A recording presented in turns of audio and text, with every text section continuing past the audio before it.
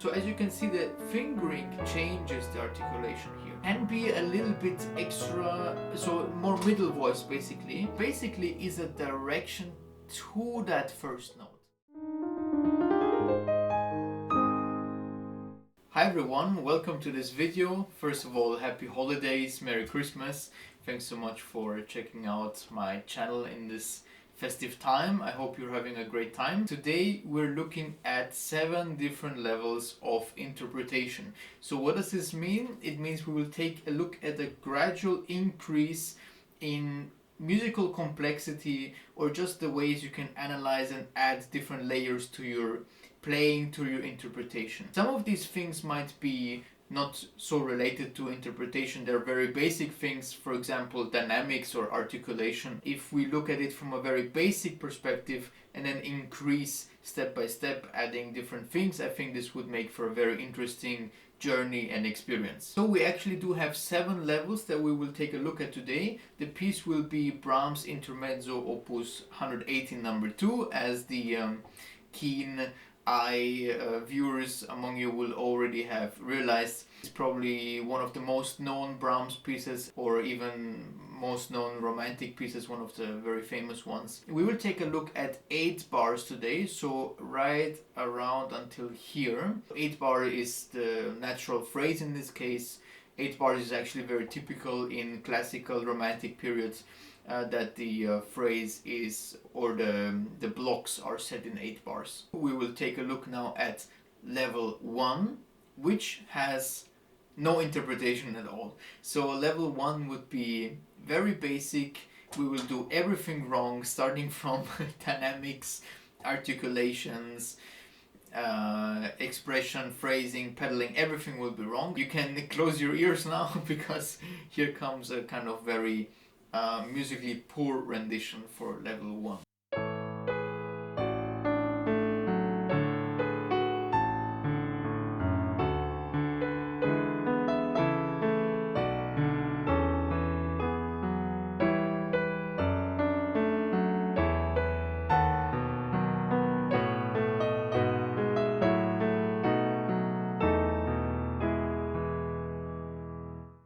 And this is exactly what our starting point will be, and we will see where we can get to through working through different things. So the first thing that I want to say here is that for most beginners that have just learned a piece and are able to put together the notes, probably after a lot of practice, this is usually what it ends up sounding like. This is not a diss, by the way, this is just a factual observation, I would say, that this is usually where it ends up on, and this is going to be our basis now. So for level 2, which the very basic thing we will add is dynamics, okay? So as you heard before, there was no dynamic at all. This does not only include, by the way, the piano in the beginning and the piano dolce later, but of course also this crescendo and decrescendo fork, right, which also appears here. Now later, at a different stage, we will talk about how the relationship between this first phrase and second phrase is, but for the time being we will only now execute the dynamics. So we'll start with piano and then we will do crescendo and decrescendo in a very linear fashion.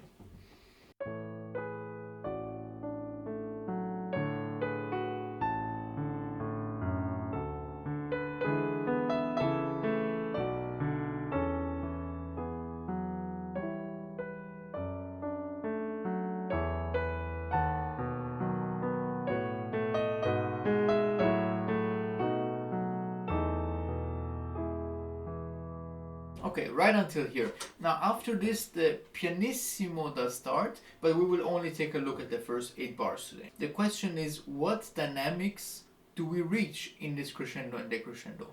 Now, my personal understanding here is that this high point here does not reach anywhere near forte, right? I mean, that's just common sense. We are in piano after all, and the crescendo happens over a short period of time. It is only a small crescendo and decrescendo, which in my opinion reaches somewhere around mezzo piano. We will also talk about this in another level, talking about phrase, but basically I think if we start with piano, we should go to the piano related mezzo dynamic, which is mezzo piano, which is just under mezzo forte, by the way, because the mezzo forte belongs to the forte. It's like a softer version of the forte, right? Less intense. But the mezzo piano one, it belongs to the piano kind of region. So I would not open, for example, so much like this, which is kind of almost more than mezzo forte.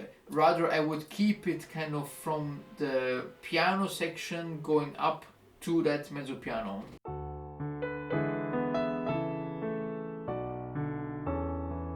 Something like this. For now, the dynamics are set, and we will take a look at now articulation, fingering, and pedal. So level 3, articulation, fingering, and pedal. So first, let's start with the fingering, and we will not take a look at every single fingering here, but let's take a look at a good example here right in the beginning. 4-1, 3-2 written. By the way, always make sure that, first of all, you read the preface on your edition. For example, in my edition, it says that the fingerings written in italic, right? So the cursive writing are found in the autograph. And of course, this fingering written in the edition has been by a specific pianist, in this case, Walter Georgi. It's always like this, right? Fingerings do not fit everyone, and fingerings may not be written by the composer himself. However, we have to find the fingering or look at the fingering and check if it makes sense logically. For example, here right in the beginning, let's use a different color now. Let's use yellow. 4-1, 3-2, and then 5-2. So you might wonder, why don't we use something like 4-2, 3-1, and then 5-2? Because surely this allows for a true legato fingering, right? Or 4-1, 3-2, 5-1.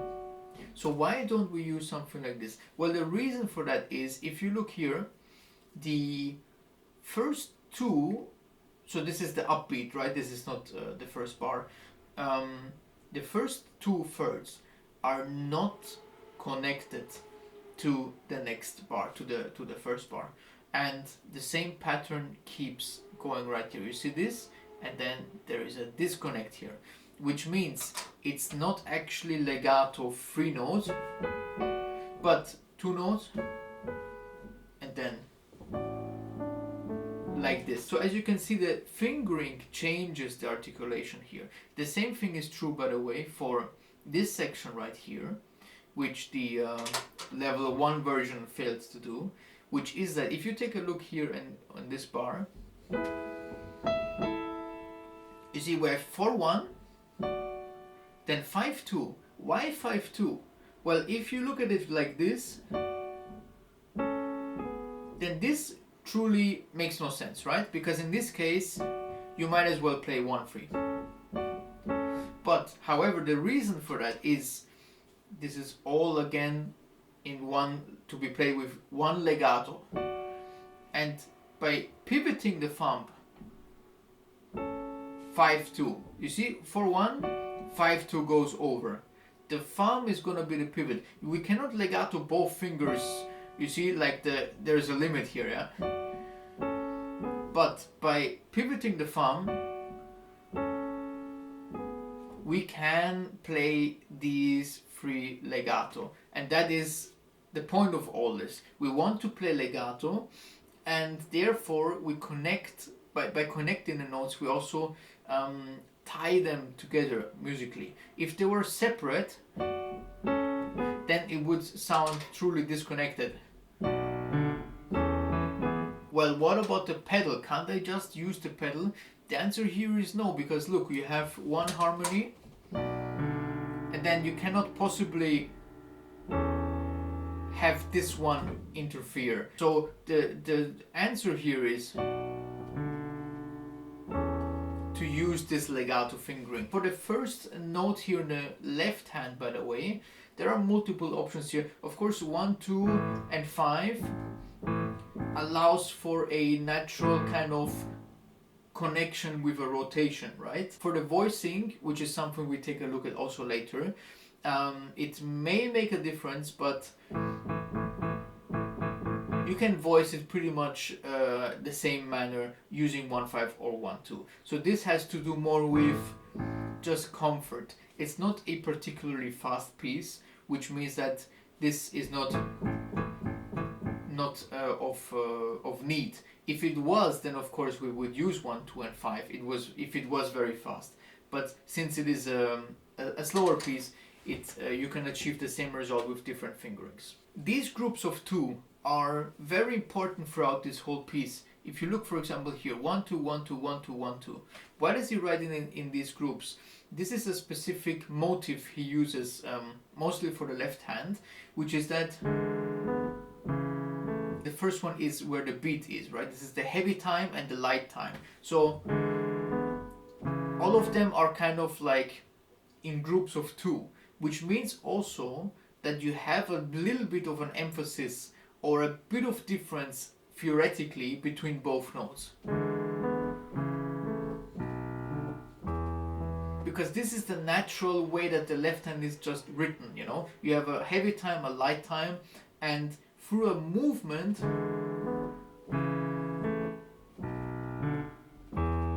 you can combine this. Of course, the amount of what you do, like heavy and light, should be not so strong where you have an accent on the first note and you play the second note pianissimo. But there has to be some kind of connection because they are grouped from a compositional material. They're grouped into 2. You may have realized also, speaking of fingering, that this one is kind of impossible, right? I mean, it is possible if your hand can reach it, but let's simulate that your hand can only play an octave. Then of course you have to let go, yes? So the pedal might save you a bit here, but the rotation will save you even more, yeah? And that leads us nicely to the next point in level 3, which is also the pedal. So the pedal is one that is most subjective and really depends on your piano, your room, the acoustics in that room, that it has to be changed according to the situation. But let's take a look now at the pedaling. Let's take a nice green for that.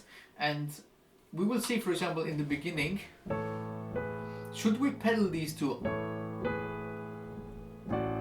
The answer is always your ears. The ears kind of should judge if the distortion or the harmonic dissonance is too strong. If it's too strong, then you have to change the pedal. You can also, of course, not only pedal 100%, but kind of maybe half pedal it. Right? So I half pedal it. And then, of course, new pedal. And then new pedal again. So I base this pedal pattern on 4 notes and then 2 notes. And then 4 notes and then 2 notes. Of course, you have to also base it on harmony. This is all D major, just to keep those 2 connected, right? This is connected to that, and these 4 notes are connected to those 4 notes. I think if you follow this logical pedal pattern, it makes for a better rendition. Same, for example, here in bar 5, as you can see, 4 notes and then 2 notes. I think this is a very simple pattern, but I like to keep it simple. The left hand is often going to be an indication of where to change the pedal. For example, in these 3, very obvious.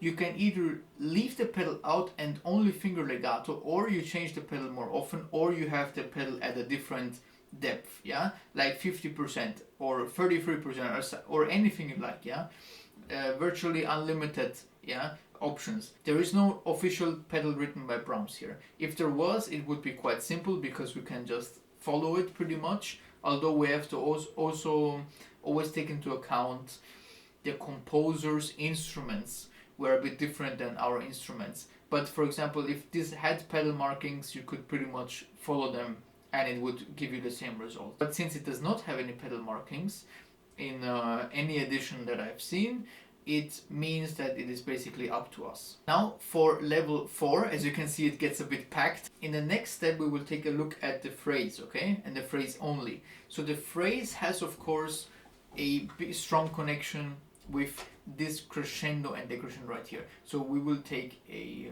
new color here. Let's take a nice blue for the phrase. So a little bit in the beginning there is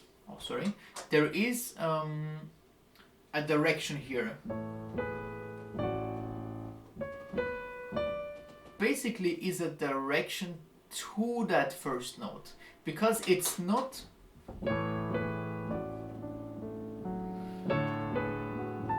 right? This is an upbeat leading to that first note.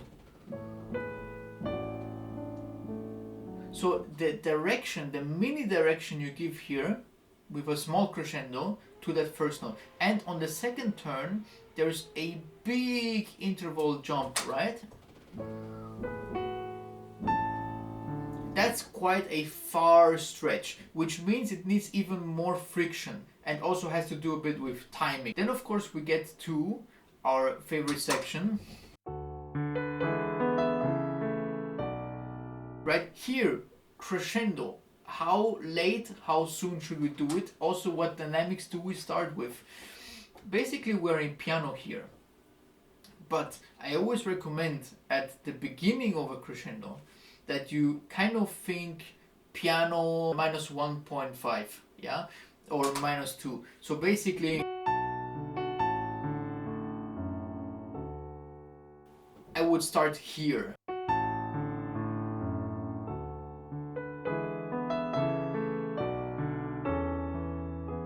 The reason for that is that if you start a bit softer, you have more space where you can open up on. If you start already quite loud,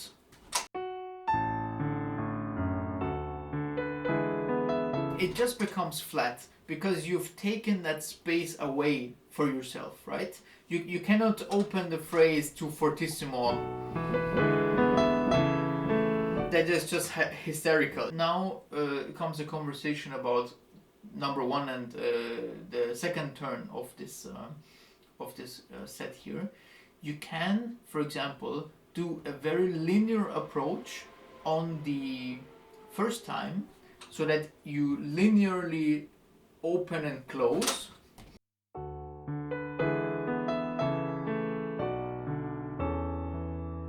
On the second time here,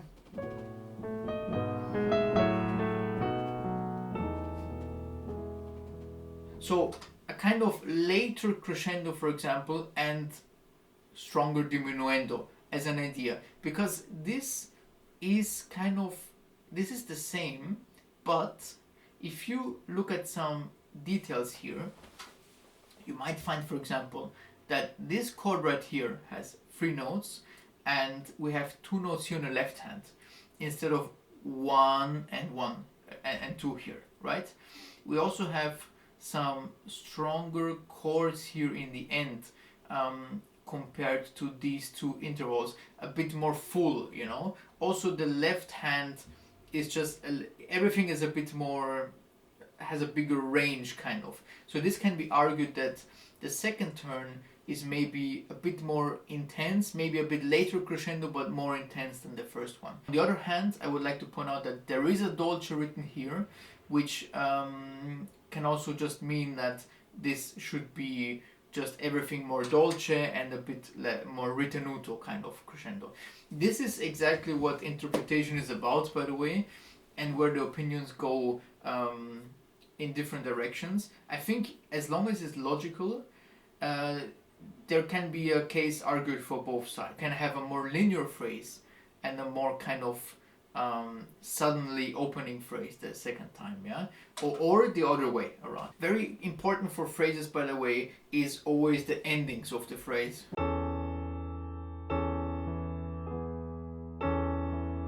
So here you have to be very careful that you have a nice balance of the first dynamic and the second dynamic, meaning the first one, which is the tension, and then the resolution.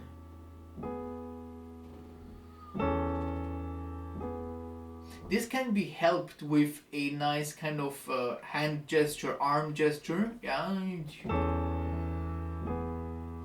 And then of course you need the finger control, dynamic control to actually achieve that. It's the ending of a phrase has to have that really ending feeling, which is achieved by lowering the dynamic appropriately. It can have a little bit of more emphasis. I just want you to know that this does not have to be a strict 1-2-3 progression in dynamics, but this one can have a little bit more emphasis since it's on the strongest time, the beginning of the beat, and is also a tension chord.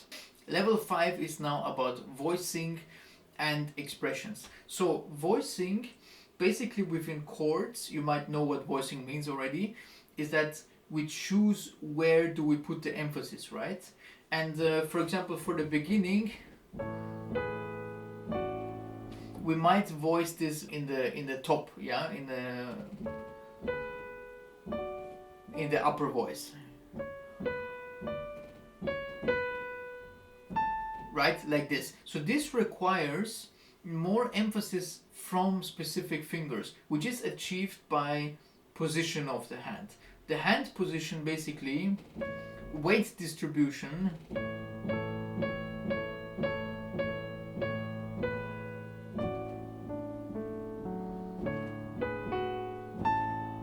where you put the weight and where you put your hand behind it, your arm behind it, this is where the dynamic will be the loudest at, right? So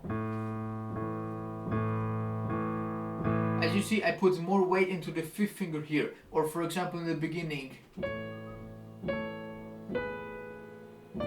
For this section right here, it is mostly voiced in the top, because this is where the melody happens.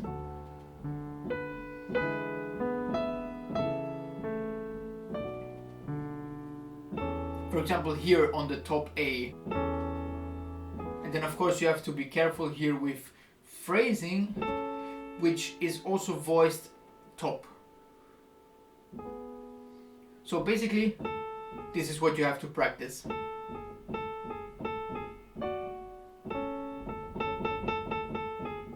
The top, first of all, voiced in the top, and then you have to practice this phrase. Now, one interesting thing here about the left hand,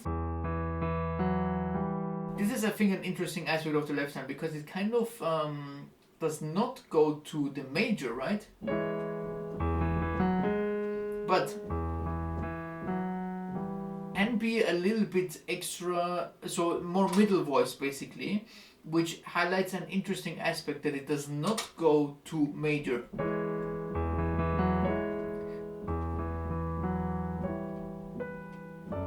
Then we have a very nice line here in the bass of 3 notes.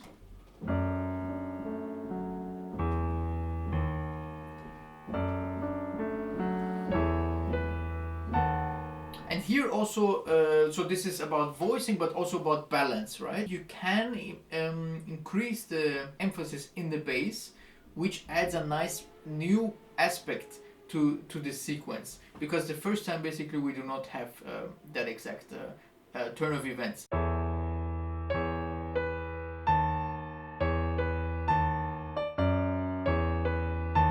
Also you have a nice kind of counter movement, yeah? So this is also an aspect I would take a look at, and one that enriches the musical experience also. For our 6th level now, we will take a look back at the beginning of the piece and think about what tempo do we play it at, and also other aspects like timing and some rubato. So let's now include all of this information that we've taken a look at, and let's think now, okay, andante, walking, cannot be so slow.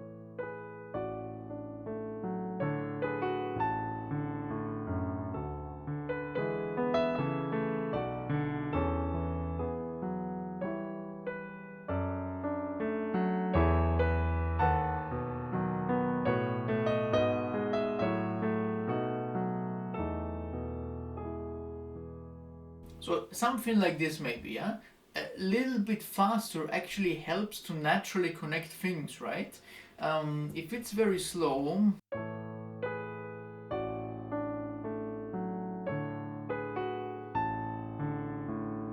it becomes a bit more separated, you know? It kind of falls apart. It's like you have, I don't know, some kind of cake or something, and then it kind of falls apart. Musical ideas connect into each other, and it's a bit easier to do as well, yeah? And not only easier, but actually more interesting, yeah? Because it adds a certain lightness to it. So not like a lento or grave at all. What do we do with timing, and why is timing important? Timing is important because this can be also regarded as like micro rubato or something like this. For example,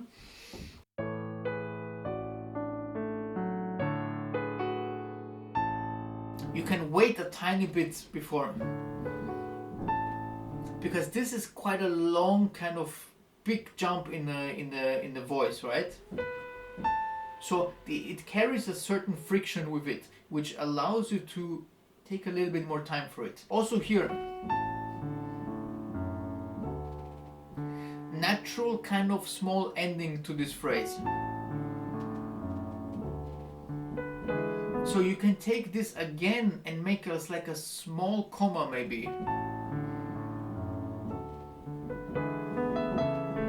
Of course here within this section I would not wait at all or slow down at all. This is very connected, very important that it is connected.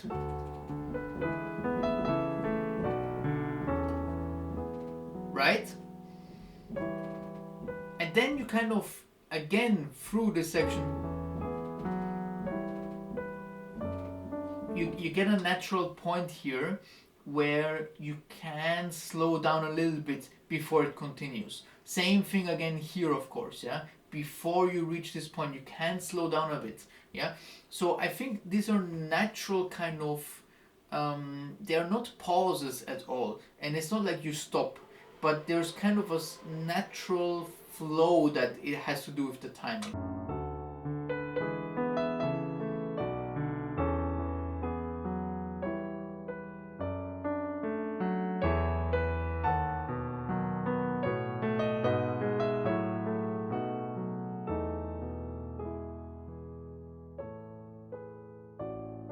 And so on. So one might like or not like this interpretation of course this is highly subjective. For me, logical, yes, and also with the small rubato, small taking your time here and there, also very natural to me.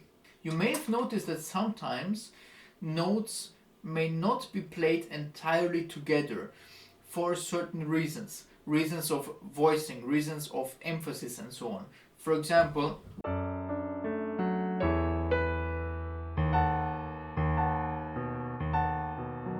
this can be used as a kind of spice, yeah? Not so extreme like I showed you, right? This is only for demonstration. But by timing the hands not completely together, of course, you can also create some kind of difference, and the listener hears a certain note first or later, which also adds an emphasis to it, yeah? Or a nuance to it. I would, however, advise that you use this really only as a specific spice here and there, and not in every corner, because it becomes really tiring after that. Level 7 of our interpretation is now the aspect that is beyond what's written, yeah? So, as I said already before in this video, level 7 does not mean we're finished with our interpretation or the musical aspects or anything like this. This is the real start of your artistic ideas and journey. For example, my ideas here in level 7 would be, what kind of disposition do we have to this piece? What kind of thoughts, images, or emotions help us to effectively connect all of these things we've written down here? What helps us to connect all of them with one image or one idea? This to me is always like the secret formula to each piece, right? It's a certain way you feel, certain way you think, certain image you have, certain idea that helps you to connect all of that. To me, after playing it for a longer time, it is more of a easily flowing kind of piece, yeah. So it's very hard for me to describe things like this in words. I'm not good with words. The tempo question, right? Is it such a slow piece, or is it maybe this goes also hand in hand with what is the character and what is our own disposition to this piece. I think a kind of more yeah, this is where it gets tricky to explain.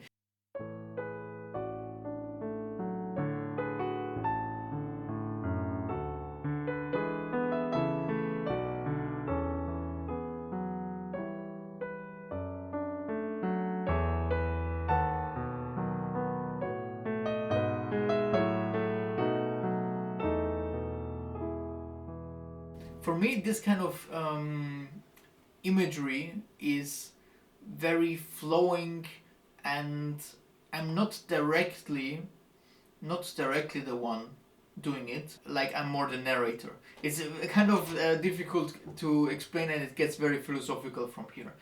But I think this is kind of where the level 7 starts at, right? How do you personally connect on an emotional level to this piece? Also, of course, by doing certain things like certain gestures, certain kind of you can do certain you can outwardly show certain emotions, and then those emotions help you to perform. For example, some people like to smile, and and it helps them to get in that mood. You know how, like, smiling makes your brain think you're happy or something like this, yeah. So you can also do this kind of mimicking and gestures to help you further bring out the idea that you want to bring out. This was a difficult topic to cover, and certain things like movements and hand position, I would have loved to get more into it, and even more between the lines and connections of harmonies. But I think this was a overview of 7 levels of interpretation. I hope you enjoyed it, and I'm very much looking forward to your comments and your ideas. I know it's very difficult to kind of make on point video like this, so I haven't covered everything, but I hope you enjoyed this journey, and leave a like and comment, and I'll see you in the next video, and I wish you again happy holidays and a happy new year. Thank you, and see you next year.